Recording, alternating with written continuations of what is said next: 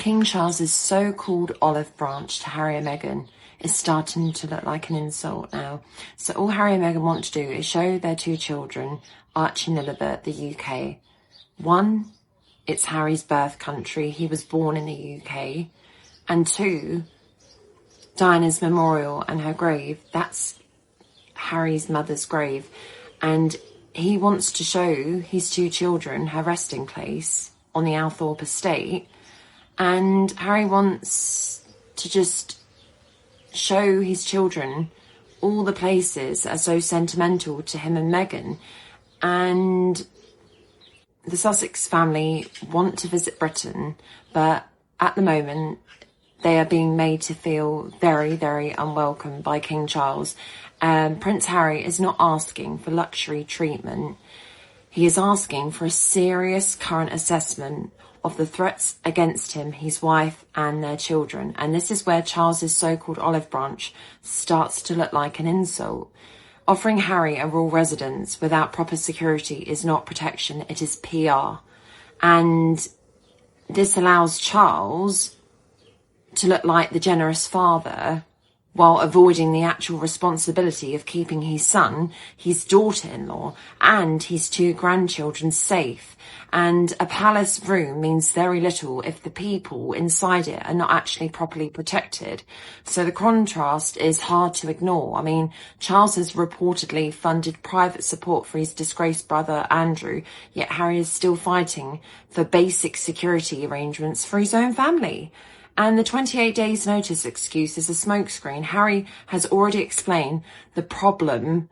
Giving notice does not guarantee you full protection, and it can amount to Harry being handed a contact number in case something goes wrong. But meanwhile, the press seems to know every detail of Harry's movements in advance. Details of where he might stay, what route he might take, and who he might see are repeatedly published at the moment. The media can create risk, and the palace has offered no clear public solution.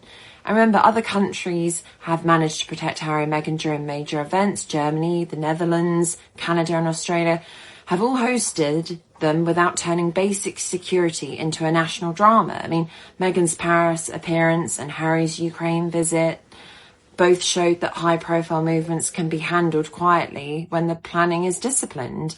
Yet in the UK, the son of the king cannot secure a straightforward safety arrangement for himself, his wife, and his children. This should be an embarrassment to the institution, and it should destroy Charles's legacy as he continues to allow petty grievances and weakness to dictate the response. And if Charles really wanted Harry, Meghan, Archie and Lilibet in the UK, the security question would not still be hanging over them like this. The palace wants the appearance of reconciliation without doing the work of reconciliation.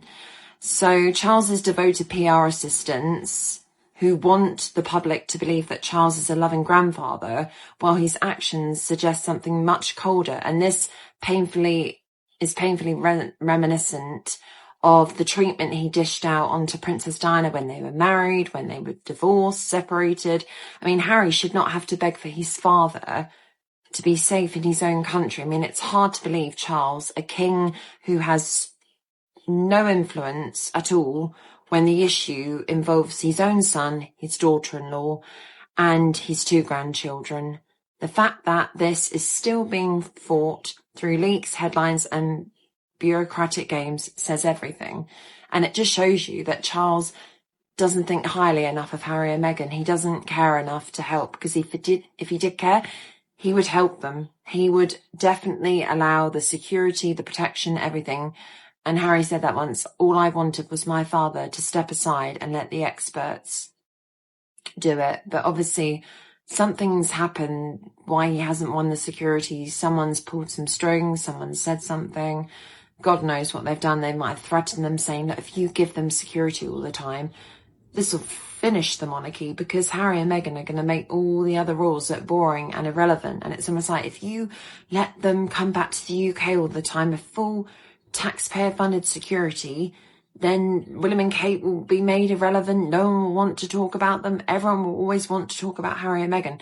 And he's selfish, Charles, and I'm surprised because that he's got cancer, and normally when you have cancer, you slightly soften, you don't get more aggressive. Yet Charles here is just, he's being really, really unwelcoming and not very supportive, and that just shows you he does not care about Harry, Meghan, Archie or Lilibet, and that's a fact, because if he did, he would do something about it. Yeah, what have we got at the moment? We've got numerous stories coming out saying that he's lost it and that he's not going to get the security, so Harry himself, Meghan and the children can come back to the UK to meet friends and visit.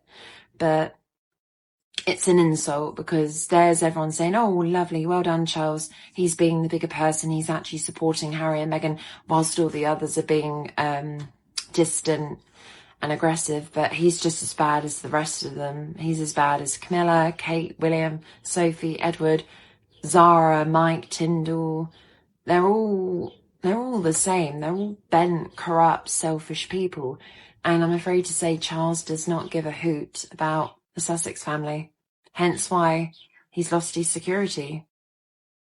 Grand rising, my little cherub. Sorry, I'm eating, but it happens. So Harry and Meghan's visit to the UK, they've decided not to give them security, right? I think it's a good thing. I do. I know Harry might have wanted to show his kids where his mum is and stuff like that. But I think it's a good thing, because you honestly think the tabloids are going to respect boundaries. By any means necessary, they want pictures of them kids. Notifications, confirmation. Do you know what? When it was first leaked, and I think William did that, he's such a jealous man. This time he ain't even got two hairs swinging in the fucking wind. I wish he'd quit. But he's leaked that, my opinion. And so now that it's been confirmed and they've requested for security and stuff like that, I feel like Charlie and them lot was holding back for a bit. They wanted to see what the reception would be like here in the country. And if they was going to greet like a massive protesting hate train, they would have provided security. I mean, I'm just guessing. But I think because the support is overwhelmingly positive, they couldn't have that. So now they've pulled security. Like I said in the beginning of this video, I think it's a good thing. Because I don't think the press would respect the boundaries. I also don't think William, Harry or Charlie or anyone around that neck of the woods would respect their privacy anyway. I think as soon as you bring them in, I reckon somehow, some way, a picture would be leaked. So I wouldn't trust them. And it would be nice for you to be able to go and visit your uncle and that. It would be lovely. And I think you still can probably do that in private, you and your children. And I think that would be amazing. I just don't think you should have anything to do with the palace anymore. Nothing whatsoever. You're giving it your best shot. And they fell at the last hurdle, as usual. Because they ain't got no bottle. Imagine. Our person on the throne is a rotten little cheater who had an affair for donkey's years and married the fucker and put her against his mother's wishes on the fucking throne. So, there's that. Anyway, have a good day. Hello everyone, I'm Miles and welcome back to the channel. To my amazing returning viewers, thank you for sticking with me from day one. Every like, every comment, every share, and every laugh you've shared means the world. You are the real MVPs. And if you're new here, welcome to the family. Around here we bring the headlines, the hot takes, and just enough tea to keep the kettle permanently boiling. So whether you're a long-time supporter or you've just stumbled across the channel, buckle up, because today's story has everyone talking. Trust me, you'll want to hear this one. Now let's jump right into it. Let's talk about the absolute financial hustle running the royal press pack right now, because Harry and Meghan are the ultimate cash cows for these media outlets, and the math is not hard to figure out. Drama equals clicks, and clicks pay the electric bills in those newsrooms. Look at how they spin it. One day the headline screams, Harry and Meghan are coming back to the UK. Click. The very next day they pivot to, the palace doors are bolted shut forever. Click. They don't even care if the stories make sense back to back. It is a straight-up 24/7 commercial hustle. Let's bring this down to the street level. Imagine a local gossip on your block who spends all day peeking through the blinds. They run around the neighborhood telling everyone you're moving to Florida. Then the next morning they swear up and down you've been banned from the state. They don't care about your moving plans. They just want everyone standing around their driveway gossiping so they can feel important. That is exactly what these royal experts are doing. If Harry and Meghan actually faded into the background like the press claims they want, half these commentators would be filing for unemployment by Monday morning. The Sussexes are literally funding the whole media ecosystem just by existing. Regular people see right through the racket. It's not news, it's a business model, and Harry and Meghan are the ones keeping the lights on while the haters cash the checks. Let's talk about the absolute shell game the media is playing with this fake olive branch narrative, because it is pure public relations poetry. One minute the headlines are screaming that King Charles has generously laid out a royal welcome mat for Harry and Meghan. The literal next day, suddenly the headlines flip and the palace doors are bolted shut and the rift is totally unfixable. They are moving the cups so fast your eyes hurt. Let's pull this down to a regular family level. Imagine your uncle excludes you from the family barbecue for years, talks bad about your kids, and lets the rest of the neighborhood drag your name through the mud. Then, because the neighbors start giving him dirty looks, he walks out to the sidewalk, holds up a single hot dog wrapper, and tells the whole street, "Look, I tried to invite them. I'm the bigger person here." But the second you actually walk up to the gate, you find out he padlocked the latch from the inside. That is exactly the game being played here. This whole olive branch routine isn't about family healing or making up. It's a calculated PR stunt to make the institution look saintly while setting up Harry and Meghan to be the permanent bad guys. If the Sussexes don't jump on a plane immediately, the media calls them cold and ungrateful. If they do show up, the press invents a whole new wave of drama to print. Regular people know exactly what a toxic setup looks like. You don't offer peace with one hand while briefing the tabloids with the other.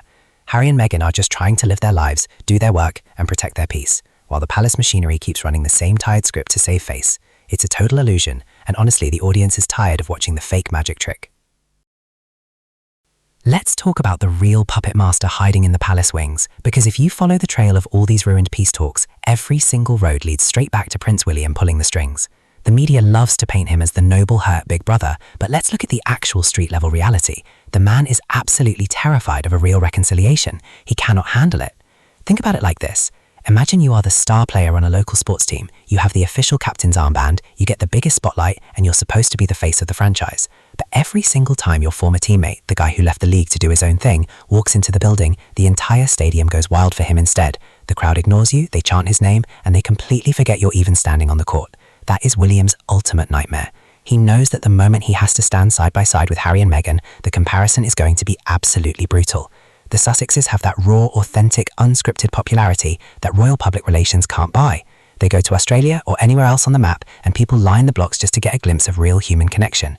Meanwhile, William's stuck doing these rigid, heavily choreographed handshakes, looking like a substitute teacher trying to keep order. So what does he do? He playmates from the shadows. He keeps his household bolted shut, briefs the tabloids, and blocks his own father from fixing the family dynamic. He needs the chaos to keep going, because as long as there is drama, he can hide behind the dysfunction. If Harry and Meghan are welcomed back, the spotlight glares right on William's shortcomings, and he knows he can't compete. It's pure jealousy wrapped up in a royal coat, and honestly, it's hilarious watching him sweat behind those castle walls, trying to protect his position from his own brother's shadow. Let's talk about this absolute farce of a situation happening behind closed doors right now, because the media's favorite little fairy tale is officially hitting a wall of real-world facts. They love to paint Harry and Meghan like they're the ones keeping the family feud alive, sitting across the ocean being stubborn. But let's look at what's actually happening on the ground. The palace machine is playing a massive game of bait and switch. Think about it like this. Imagine you get a text from an old friend who locked you out of the group chat years ago. They send this long, emotional message like, "Hey man, I miss you, let's grab dinner next month, I'm reaching out." You think, okay, cool, let's put the past behind us. But then, the literal day before you're supposed to meet up, they text you back and say, "Oh, by the way, you're not allowed to park in my driveway. The neighborhood watch has a ban on your car, and if you get towed on the street, that's your problem. But hey, I extended the invite." You'd look at your phone like, are you completely out of your mind? That is exactly what's happening with Harry's planned trip back home. The headlines brag about olive branches and invitations to stay at royal estates, but the second it comes down to the actual logistics, like basic baseline security for a family that gets hunted by paparazzi 24/7, the system suddenly pulls the review and pulls the rug out at the 11th hour. They want the public applause for being the generous, forgiving family, but they intentionally create conditions that make it impossible for Harry to safely bring his wife and kids over. Regular people know a setup when they see one. It is pure, unadulterated sabotage disguised as a nice gesture. They don't want a real reunion. They want a photo up where they look like the saints and Harry looks like the bad guy for protecting his household. But Harry isn't playing their game anymore. He's looking at the reality, checking the receipts, and putting his family's peace above their corporate PR stunts. The palace can keep running their little media circus, but the audience sees right through the smoke and mirrors. Let's look at the absolute difference between the stiff, heavily choreographed palace events and the raw energy Harry and Meghan get when they step out into the real world. The media can print all the hit pieces they want, but you cannot fake global popularity. It is a completely different league. When the royal machinery rolls out for an official event, it looks like a corporate training video. Everyone is standing perfectly in line, the handshakes are timed to the second, and the whole vibe is completely locked down. It's robotic. But when Harry and Meghan hit the ground, whether it's their iconic tours in Australia or any of their global humanitarian stops, the crowd reaction is pure organic electricity. Let's bring this down to the street level. Imagine two different DJs playing at the local block party. The first DJ stands behind the booth with a strict pre-written playlist, refusing to look at the crowd, playing elevator music and checking his watch every 5 minutes. Nobody is dancing. Then the second DJ walks in, grabs the mic, hypes up the room, plays exactly what the crowd wants to hear, and high-fives everyone on the floor. The whole block goes wild. That is the Sussex effect. You can't buy that kind of crowd reaction with a fancy public relations budget. People show up by the thousands because they see real human beings who actually know how to connect on the ground. They laugh, they hug, and they show up with genuine warmth instead of a rehearsed script. The palace insiders hate this because it exposes the big secret. You can manufacture a title, but you cannot manufacture love. Harry and Meghan don't need a gold-plated stamp of approval to draw a crowd. Their popularity is authentic, it's global, and honestly, it drives the media completely crazy that two people living on their own terms can outshine the whole establishment just by being real. Let's talk about this absolute farce of a narrative trying to paint King Charles as some kind of heartbroken, long-distance grandfather who is completely helpless to see his grandkids. The media loves to drop these emotional headlines about how much he misses Archie and Lilibet, but let's look at the actual maths here. The travel works both ways rule is undefeated. They talk about California like it is on the dark side of the moon. Let's bring this down to a regular neighborhood level. Imagine you have a wealthy relative who owns a private jet, travels across continents for business meetings, and spends millions on overseas trips. But whenever anyone asks why they haven't seen your kids in 4 years, they sigh, look out the window and say, "Oh, the flight is just so long, California is so far away." You'd look at them like, "Bro, you literally just flew across the globe last month. Your private jet doesn't have a map to the West Coast." It is the ultimate hollow excuse. King Charles travels thousands of miles on international state visits every single year. But when it comes to hopping on a plane to build a real relationship with his own grandchildren, suddenly the palace machinery acts like commercial aviation hasn't been invented yet. They expect Harry and Meghan to pack up their kids and fly them right into a toxic UK media circus and a security setup that treats them like outcasts just to get a 5-minute photo up. Regular people see right through the optics. Distance isn't the issue here, a total lack of effort is. Relationships require both sides to show up, not just the party that was wronged. If the institution genuinely wanted to heal and see those kids, they'd clear the calendar and make the trip. But they won't, because using the distance as a convenient excuse lets them play the victim while putting all the blame on Harry and Meghan. It's lazy, it's transparent, and it is time for the press to stop acting like planes only fly in one direction. And that is the absolute bottom line, people. If you want a real connection, you have to pack a bag and show up. It's that simple. Massive love to everyone tuning in. If you like this breakdown, do me a solid. Hit that subscribe button, smash the like, and drop your thoughts in the comments below. Let's keep the conversation going. I am your host, Miles. Stay real, stay safe, and I will check you all on the very next video.